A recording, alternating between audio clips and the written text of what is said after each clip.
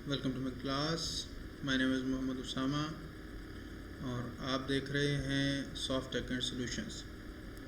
तो इस लेक्चर में हम डिस्कस करेंगे इसके बेसिक थीम के बारे में कि वेब पेज के अंदर कौन कौन से पार्ट्स होते हैं और उनके अंदर कैसे काम किया जाता है। और इससे पिछले लेक्चर में हमने HTML का इंट्रोडक्शन पढ़ा था और उसके बारे में कुछ चीज़ें देखी थी कि HTML के टैग कैसे लगाए जाते हैं, हेड के टैग कैसे लगाए जाते हैं, ये टैग ओपनिंग कहाँ पे होते हैं, क्लोजिंग कहाँ पे होते हैं। तो ये चीज़ें देखी थी, एक इंट्रोडक्शन पढ़ा था।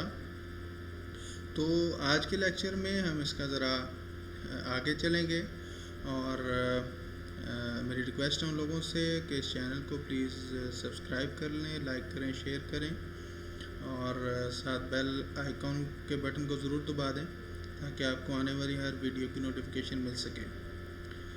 अच्छा, तो सबसे पहले क्या है कि एक हर वेब पेज के अंदर डिफरेंट पार्ट्स होते हैं, ठीक है। डिफरेंट पार्ट्स से मिलके एक वेब पेज बनता है। तो इसके अंदर सबसे पहले क्या है कि अभी आप देख रहे होंगे कि ये हेडर है, ठीक है। हमेशा सबसे ऊपर वेब पेज के ऊपर एक हेडर होता है जिसके अंदर आपका लोगो लग जाता है, आपका वेबसाइट का नाम आ जाता है, ठीक है। फिर उसके नीचे एक होती है नेव बार, ठीक है। नेविगेशन बार इसे कहते हैं। नेविगेशन बार क्यों कहते हैं कि इसके अंदर जितने भी पेजेस होते हैं आपके वेबसाइट के, वो सारे इसके ऊपर शो होते हैं। और आप जैसे होम होता है, गैलरी होता है, कॉन्टैक्ट अस होता है, अबाउट अस होता है, सारे बटन जो हैं, लिंक्स जो हैं, वो इस नेविगेशन बार के ऊपर लगते हैं।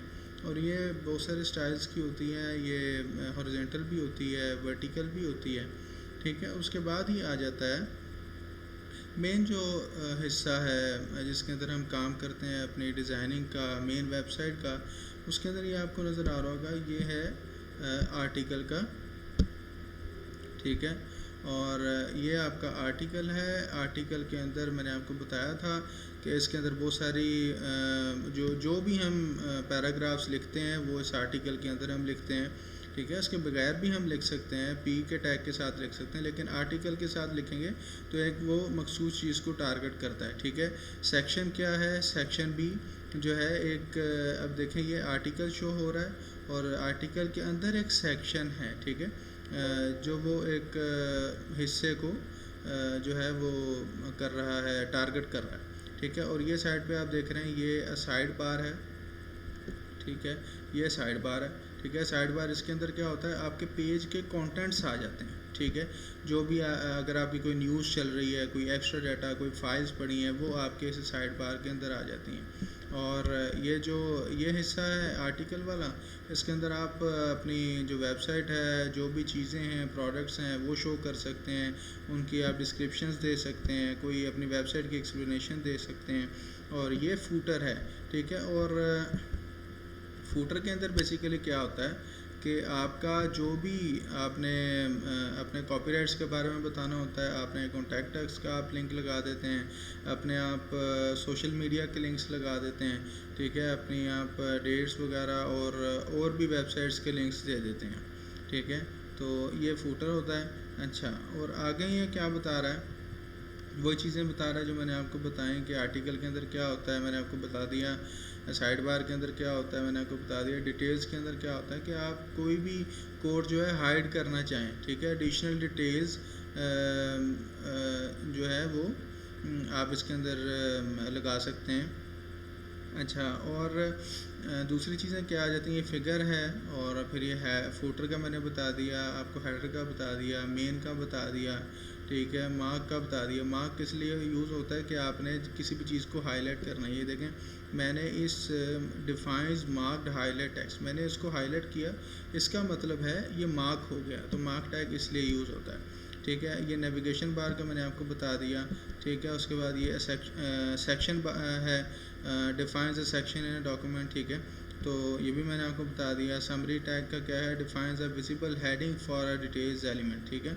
समरी यानी कि इसका टैग का मतलब है कि समरी से पता लग रहा होगा कि पूरी चीज़ का खुलासा हम इसमें बयान कर देते हैं, टाइम टैग हम define the date and time के लिए ऑटोमेटिकली वो टाइम टैग के अंदर आपकी डेट एंड टाइम आ जाती है।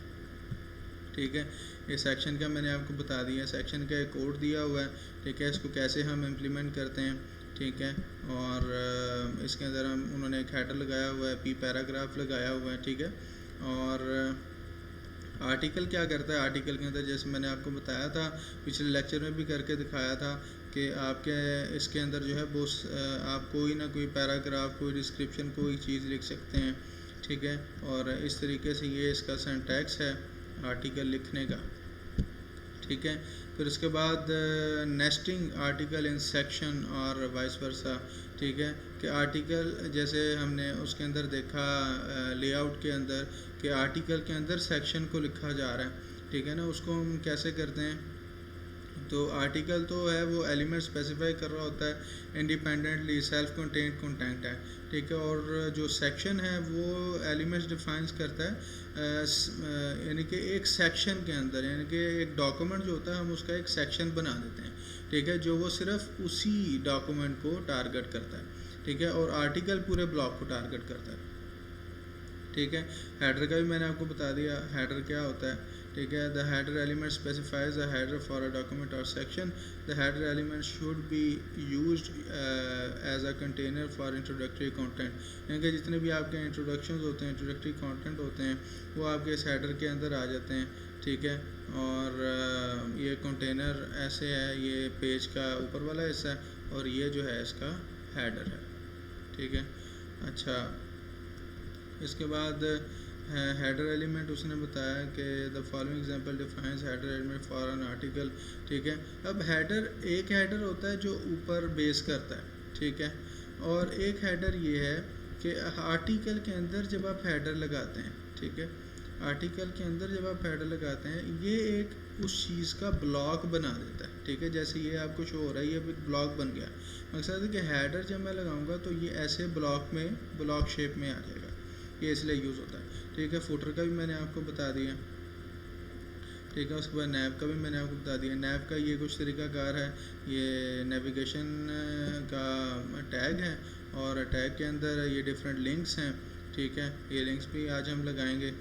उससे नेक्स्ट पे क्या होता है कि HTML5 के अंदर ये आ रहा है कि फिगर है एंड फिर कैप्शन है एलिमेंट। ठीक है, और इससे क्या मुराद है कि फ़िगर से आपको पता लगा कि इमेज को हम यूज़ करते हैं। ठीक है, इसके अंदर the purpose of figure caption to add a visual explanation to an image. ठीक है, कि किसी भी इमेज की हम एक्सप्लेनेशन अगर हम लिखना चाहें, उसकी हम समरी लिखना चाहें तो वो हम इसके अंदर लिख सकते हैं। ठीक है, और इन HTML5 an image and a caption can be group together in a figure element. ठीक है, और HTML5 के अंदर क्या हुआ, HTML5 के अंदर ये दोनों चीज़ें जो हैं, इमेज और फिगर कैप्शन, वो एक ही चीज़ फिगर टैग के अंदर ही उन्होंने कंबाइन कर दिया। और ये आपको नज़र आ रहा है जैसे कि फिगर है, फिगर का टैग है, फिगर के टैग के अंदर इन्होंने ये इमेज लगाई और इमेज लगाने के बाद इन्होंने क्या किया, फिर कैप्शन लगाया। फिर कैप्शन के अंदर इन्होंने इसकी एक्सप्लेनेशन दे दी कि फिर द पुलपिट रॉक नॉर्वे। ठीक है, उन्होंने इसकी एक्सप्लेनेशन दे दी कि किस चीज़ के लिए यूज़ हो रही है। ठीक है, उसके बाद ये आ गया है कि ऑडियो टैग, ऑडियो कंट्रोल्स, ये किस चीज़ के लिए यूज़ होते हैं। ठीक है, और ऑडियो लगाने के लिए। ठीक है, इसके अंदर आप सोर्स देंगे, ऑडियो टैग लगाएंगे, सोर्स देंगे और वो उसकी ऑडियो लग जाएगी। ठीक है, और वीडियो भी इसी तरह कि आप वीडियो टैग लगाएंगे और उसके अंदर उसका सोर्स देंगे, उसकी भी वो वीडियो लग जाएगी। ठीक है, इसी तरह हम टैग्स जो हैं वो बहुत ज़रूरी हैं, इनको हम यूज़ करते रहेंगे और जो है हम बहुत ज़्यादा इससे अपनी वेबसाइट जो है एक अच्छे तरीके से बना सकते हैं। ठीक है, फिर दूसरी चीज़ क्या है कि प्रोग्रेस टैग है। प्रोग्रेस टैग आ रहा है कि इसके अंदर मैं अपनी प्रोग्रेस दिखा सकता हूँ, जैसे हम ग्राफ के अंदर अपना दिखाते हैं, पूरे साल का एक डाटा देते हैं कि कब हमारी कंपनी ने प्रोग्रेस की, कब हमारी कंपनी लॉस में गई। ठीक है, तो ये सारी चीज़ें। ठीक है, उसके बाद मीटर टैग है। मीटर टैग किस लिए होता है कि गेज हम चेक करते हैं कि क्या चीज़ कितने उसके अंदर किस हर चीज़ का पैमाना क्या है। ठीक है जी, तो ये है। अब हम चलते हैं अपने एडिटर की तरफ। अच्छा, तो ये एक फ़ाइल है, मैं इसको सेव कर लेता हूँ और आज ये जो चीज़ें पढ़ी हैं हम इसको देखेंगे। और मैं कर लेता हूँ इसको एग्रीकल्चर के नाम से,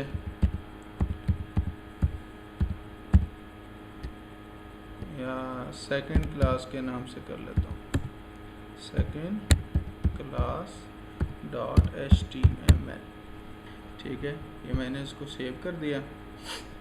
अच्छा, ये आ गया। अब मैंने इसका बनाना है।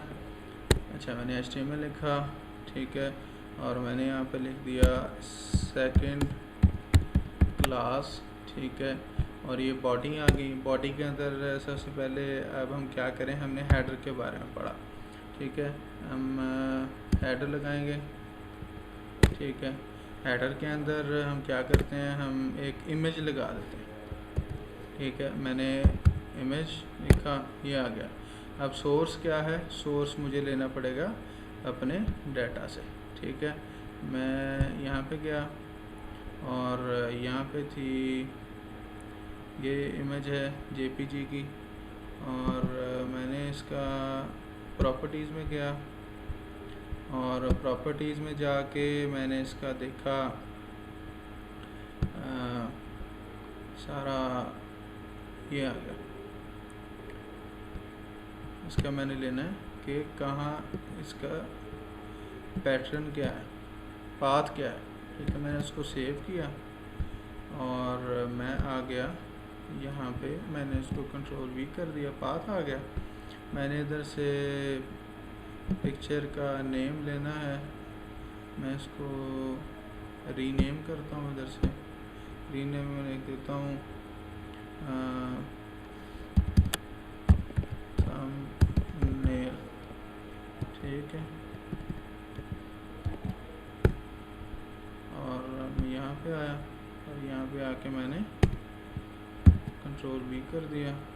डॉट, इसका टाइप क्या थी, टाइप इसकी थी जी JPG, और ये आ गया .jpg।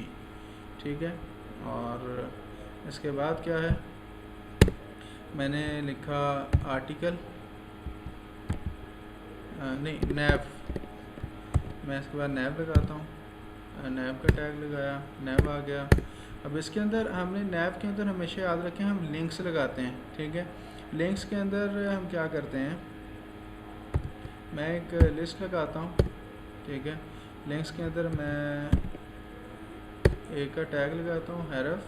ठीक है, अब यहाँ पे ये जो हिस्सा है इनके दरमियान में, इधर मैं नाम लिखूँगा जो भी मैंने वहाँ पे नाम रखना है। मैंने होम रखना है, ठीक है, यहाँ पे होम लिख दिया। ठीक है, और ये जो चीज़ है, ये इन्वर्टेड कॉमास के दरमियान, ये इसका टारगेट है लिंक्स का, कि अगर मैं होम के ऊपर क्लिक करूँ तो ये कौन से पेज पे जाए। तो ये कहाँ पे रहे जी, ये हमारे सेकंड क्लास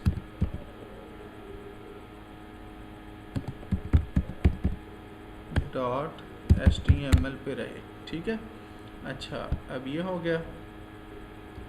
अच्छा, मैंने इसको कंट्रोल C किया और मैंने इसको कंट्रोल V कर दिया, एक और कर दिया। ठीक है, अब आ जाएं आर्टिकल पे। आर्टिकल आ गया, आर्टिकल के अंदर मैंने लिख दिया, हेडिंग लिखी। ठीक है, H1। ठीक है, और ये है नैव का टैग। अच्छा,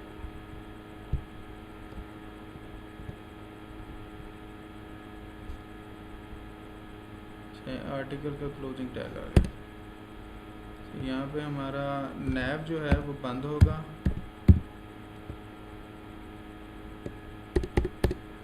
ठीक है, और यहाँ पे आर्टिकल आएगा। ठीक है, और यहाँ पे मैं H1 लगाऊंगा। ठीक है, और मैं इधर लिखूँगा बी अटेंशन। ठीक है, बी अटेंटिव लिखता हूँ। अच्छा, उसके बाद मैं P का टैग लगाता हूँ पैराग्राफ का, और इसके अंदर मैं लिखता हूँ वॉच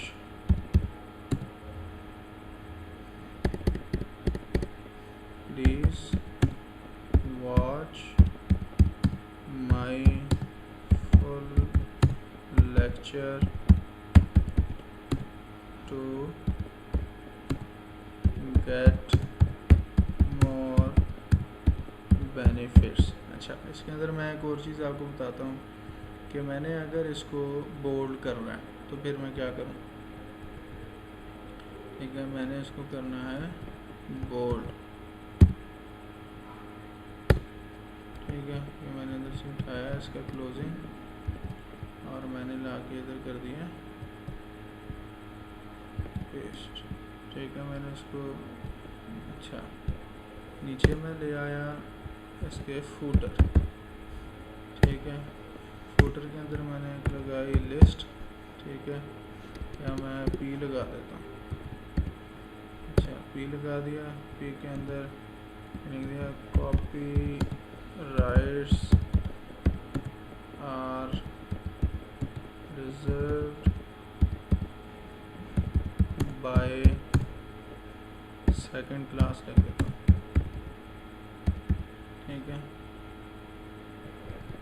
और अब हम इसको देखेंगे कि आया कि ये वर्किंग कर भी रहा है कि ये नहीं। मैंने इसको कंट्रोल एस किया और अब हम गए इधर जहाँ पे हमने सेकंड क्लास का बनाया। मैं इसको ओपन विद क्रोम करूँगा तो ये आ गया। अच्छा, अब ये हमने सबसे पहले हमने पिक्चर लगाई थी, इसके बाद में हम सेटिंग करेंगे। ये पिक्चर लगाने के बाद मैंने आपको होम का दिखाया था।